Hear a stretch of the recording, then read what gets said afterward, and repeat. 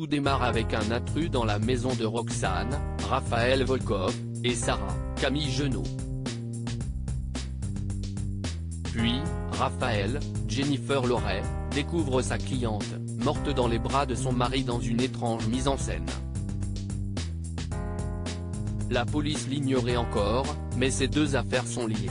D'autres meurtres vont se produire et toucher plusieurs personnages.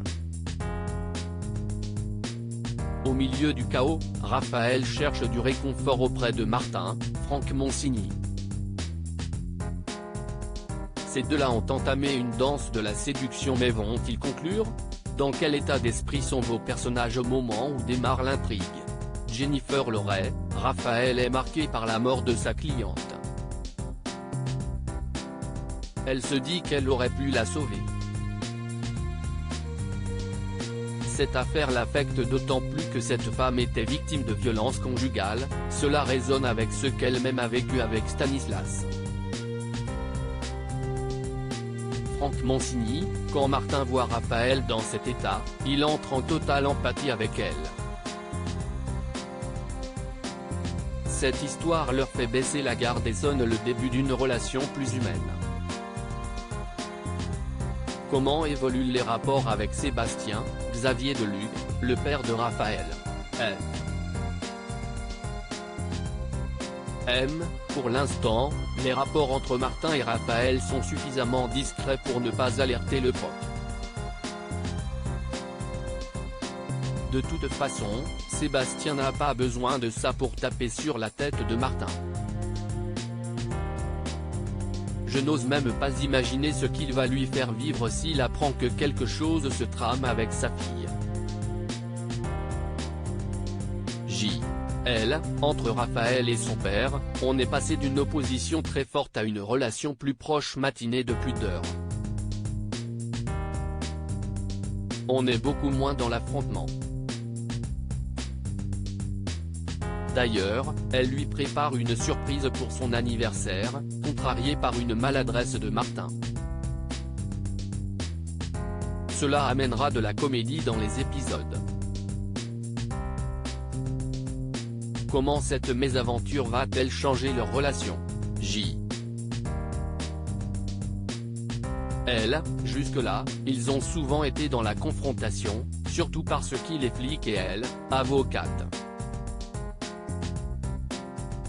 Ils vont se voir sous un jour nouveau, dans des circonstances différentes. Ils marchent néanmoins sur des œufs parce qu'ils ont peur de retomber dans une histoire d'amour après les derniers échecs qu'ils ont vécus.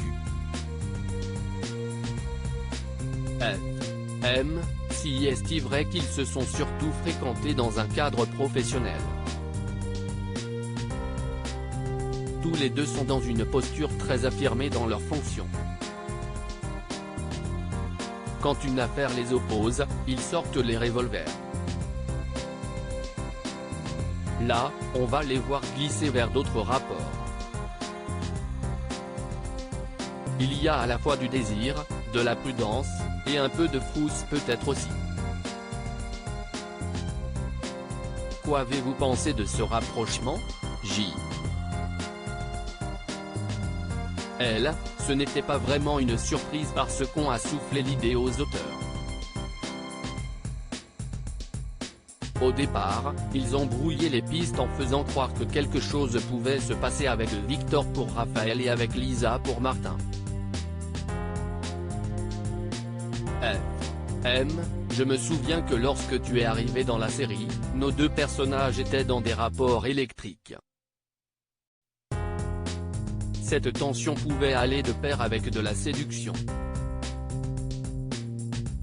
En tout cas, on avait ça en tête. Je crois que les auteurs ont aussi attendu de voir ce que ce possible couple pouvait leur inspirer. Ce couple en est-il déjà un?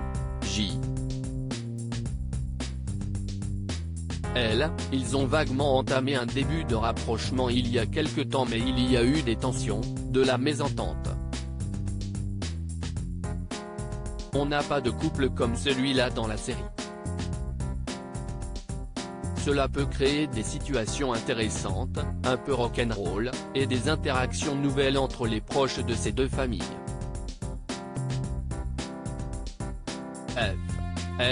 On attaque les premières séquences à deux, on suit les instructions de nos réalisateurs, on propose aussi des choses et on voit ce que ça peut donner. Quels amoureux peuvent-ils être? J. L. Vous verrez bien. Pour l'instant, ils en sont au point zéro de leur histoire. On découvrira d'autres facettes de ces personnages. Ça va sûrement surprendre les téléspectateurs. On peut quand même dire qu'ils vont montrer des failles qu'on n'avait pas encore décelées chez eux. Cette construction est très jouissive, on les voit abandonner leur masque pour apparaître plus spontanés, naturels. Ce sont deux livres ouverts.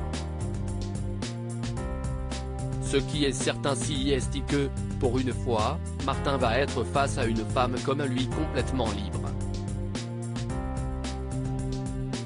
Et brune. Rire, oui. Après Anna, Chloé, Solène et Virginie, une brune. Enfin. Dans la vie, vous êtes plutôt romantique ou pragmatique? J. Je suis ultra romantique. Je fais toujours en sorte que tout soit parfait, c'est même un peu chiant pour mon homme mais je suis comme ça, je veux que ma vie soit la plus belle possible, au plus près du conte de fées. J'assume mon côté fleur bleue. Moi, j'alterne entre le romantisme et le bon sens. J'aime rapporter des fleurs à ma femme, je cultive aussi l'amour par la surprise. Quel est, selon vous, l'amour ultime dans une vie de couple? J. Je ne suis à 18 ans d'amour avec mon mari et je fais toujours attention à moi. Je ne veux pas qu'il me voie démaquillé, les cheveux gras, en jogging vautré dans le canapé. D'ailleurs avec les années, il faut être encore plus vigilant pour en pas se laisser aller. Mon credo, si est faire attention à moi et à lui. De mon côté, je crois que le pire de tout en amour, si est la routine.